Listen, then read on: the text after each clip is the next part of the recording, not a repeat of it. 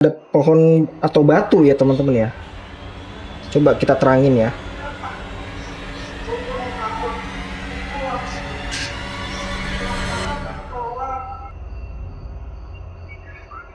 Ini beneran guys.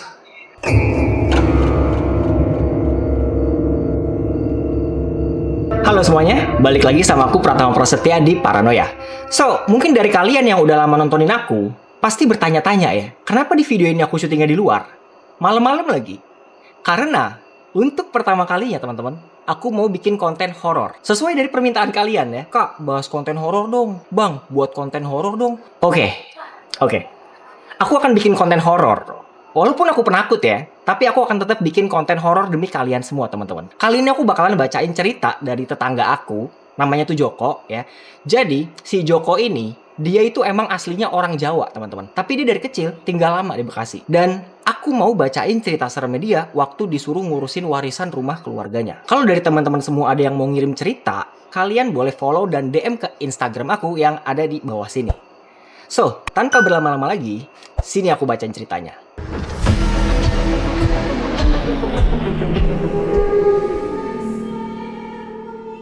Kamu gak sendirian. Oke, kita buka DM ya. Jadi, yang pas nyokap gue meninggal tahun lalu itu gue disuruh balik dulu ke kampung buat ngurusin warisan rumah nenek gue. Nah, rumah itu udah lama kagak ditempatin, jadinya gue yang mesti beresin sendiri. Kampung gue tuh ada di daerah Dukun Kerajaan. Kalau lu tahu, pokoknya deket Gunung Lawu. Jadi kalian tahu Gunung Lawu lah ya teman-teman. Udah kan tuh, gue kesana naik kereta. Nah, pas gue masuk rumah itu, rasanya tuh beda banget Tam. Serem sih enggak ya, cuma kayak berat aja rasanya. Kayak udaranya tuh pengep. Gue mikir, ya wajar lah ya namanya juga rumah tua. Udah lama gak ditempatin. Udah kan tuh, siangnya gue mulai bebenah rumah. Gue kasih gambaran ya, rumah nenek gue tuh temboknya masih bata merah. Atap juga banyak yang bolong. Terus ada pintu belakang yang ngadep ke kebun pisang. Terus, gue inget nih, pas gue kecil, nenek gue sering bilang, pintu ini jangan dibuka malam-malam ya Le. Yang di luar lebih banyak daripada yang di dalam. Terus gue kira, ya udahlah namanya nenek, ya paling cuma nakut-nakutin doang. Tuh, jadi dia tuh si Joko ini dari kecil udah tahu info-info kayak gitu teman-teman. Tapi entah bener atau enggak, ya kita nggak tahu ya. Nah, pas malam gue mau tidur, untungnya listrik masih nyala tuh dianuin Pak Ade gue. Kalau kagak kayaknya bakal gelap banget dah. Udah tuh gue ke kamar, gue buka-buka IG, scroll-scroll. Nah pas jam 1 malam, tiba-tiba ada suara dari dapur. Klotak, klotak, klotak. Kayak suara sendal kayu gitu di lantai semen. BTW lantainya emang semenan semua ya. Nah suara itu gue kira tikus kan. Tapi masa lu bayangin dah, suaranya kenceng cuy. Sumpah kayak bener-bener ada orang jalan. Terus juga ada suara batuk-batuk kering. Dan lu mau tahu, di situ gue merinding banget anjir. Soalnya itu batuknya nenek gue. Persis banget nenek gue. Jadi nenek gue dulu itu meninggal gara-gara kena TBC. Dan batuknya kayak gitu, serak-serak pendek. Gue yakin banget nih, gue kagak salah denger Tam. Suara langkah kakinya itu jalan kayak dari dapur, terus berhenti di depan pintu kamar gue. Di situ, sumpah ya lu mau percaya apa kagak terserah lu dah. Ada yang ngetok anjir Tam. Tok tok tok tok gitu. Terus lemes banget Pak dengkul gua asli. Soalnya dia manggil-manggil. Jok, Joko, Mboe kangen Le. Hampir aja gua nyeplos ya nyautin. Terus keinget lagi. Nenek gua udah lama banget Tam meninggal. Ya udah gua diem aja kan. Terus suara itu manggil lagi. Nah sekarang makin deket. Lu bayangin Tam, gua kerasanya dia ngomong tuh kayak mulutnya tuh ditempel ke pintu. Jadi kayak si entah apa ini, jadi ngomongnya tuh nempel banget ke pintu bibirnya. Kalau menurut si Joko ya. Jok, buka lawangnya Le. Jok, buka pintunya Le. Mboe kedinginan. Mboe bawa jenang abang kesukaanmu. Dan lu tahu Tam, Sumpah gue ampe nangis, soalnya kecium baunya. Gue beneran bisa nyium bau jenang abang. Tapi rada-rada bau tanah basah campur bau busuk gitu. Ya lu tau lah baunya kayak gimana. Gue ampe langsung duduk mojok Tam, sampai subuh gue kagak tidur. Gue mau lanjutin lagi nih Tam. Yang aku tanya nih tadi di sini. Lu kenapa waktu itu nggak pulang aja dah? Lom kelar kocak. Kalau bisa balik mah mending balik. Ya iya juga ya teman-teman. Oke, dilanjut lagi nih sama si Joko. Ya udah tuh, besoknya gue mulai lanjutin lagi ngurus surat-surat sambil dibantu pak ade gue kan. Nah, gue kagak cerita tuh soal malam itu ke pak ade gue. Soalnya malu juga gue. Soalnya di keluarga gue selalu yang jadi pemberani. Nah, pas malamnya gue kagak. Oh ini malamnya lagi nih teman-teman. Nah, pas malamnya gue kagak tidur lagi di kamar itu. Gue pindah ke kamar belakang. Sekarang gue kunci semua pintu sama jendela Tam. Malu juga sih, gue rada kayak bocah ya, penakut gitu. Tapi ya daripada kejadian lagi kan, udah tuh gue begadang lagi kan. Masih ngeri-ngeri sedap juga sebenarnya kagak bisa tidur. Inget banget gue lihat jam di HP udah 1.20. Udah mau setengah 2 pagi nih teman-teman. Terus Tam, suara itu ada lagi ternyata, tapi bukan dari pintu. Terus Tam, suara itu ada lagi ternyata, tapi bukan dari pintu, dari luar jendela kamar gua. Jendela itu yang ngadep ke kebun pisang yang tadi awal gue ceritain. Suara itu manggil-manggil lagi. Jok, kok kowe ninggal embok?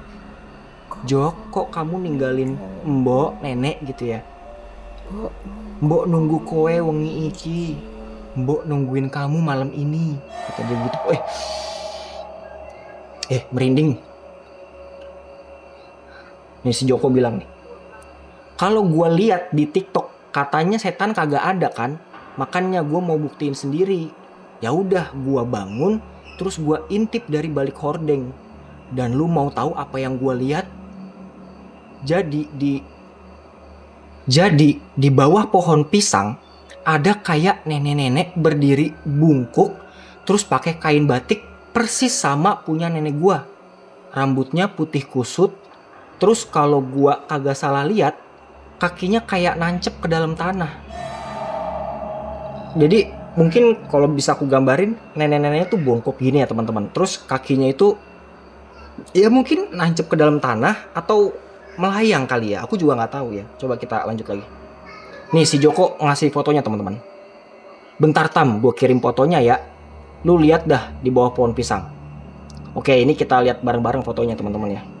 Jadi kemarin waktu aku ngelihat ini tuh sebenarnya aku nggak ngerti karena fotonya itu gelap banget teman-teman. Fotonya itu gelap banget. Jadi kayak aku juga masih nyari-nyari gitu. Tunggu ya. Tunggu, jangan skip dulu. Kita lihat bareng-bareng ya. Aku tuh masih nyari kayak ini tuh terlalu gelap karena emang udah malam dan minim cahaya. Jadi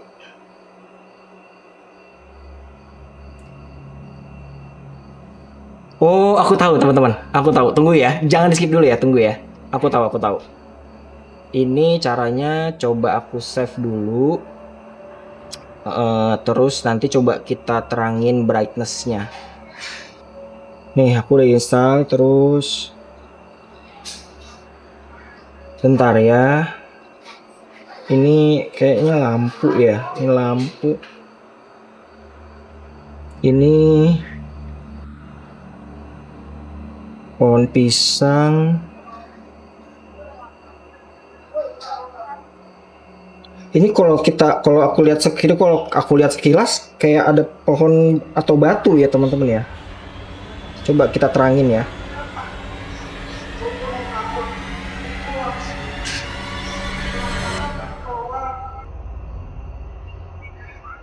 Ini beneran guys.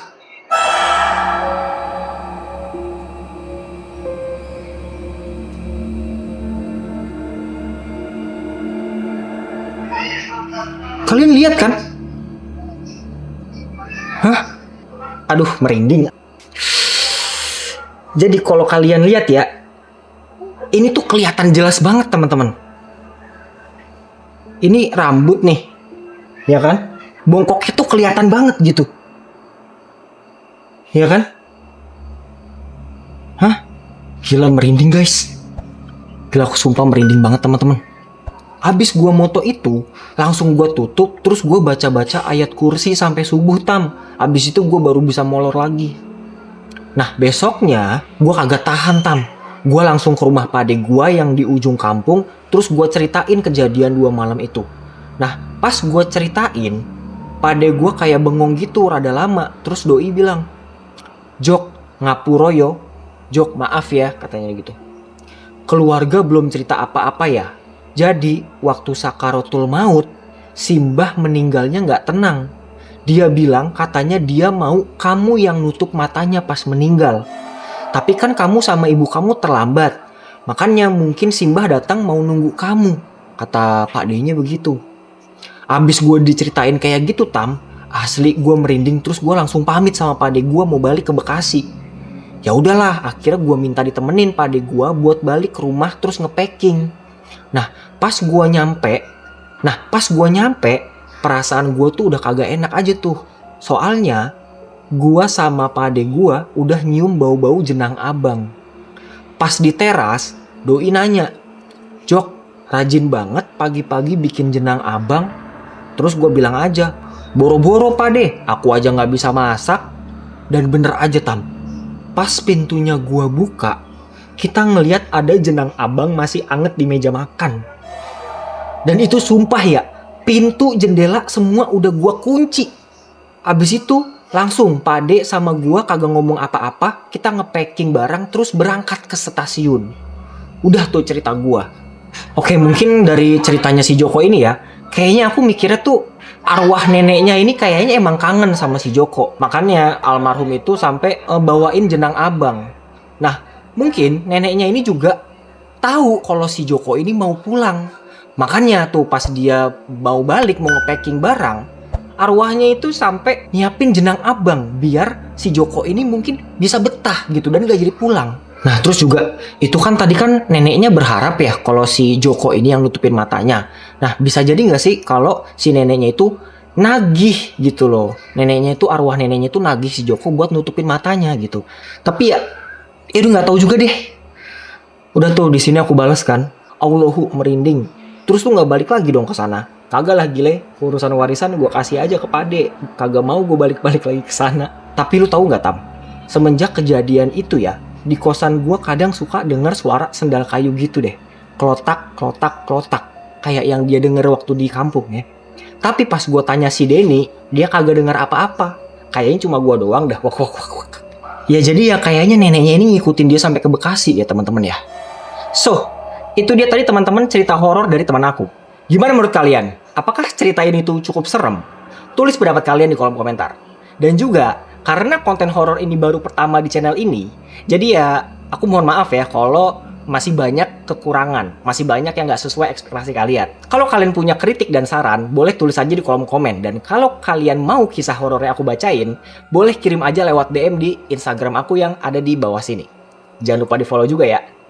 Kalau kalian suka sama konten ini, jangan lupa like, komen, dan juga subscribe biar aku semangat bikin videonya. Terakhir, aku Pratama Prastia pamit. Terima kasih udah nonton. Mohon maaf jika ada kesalahan kata dan perilaku. See you on the next one.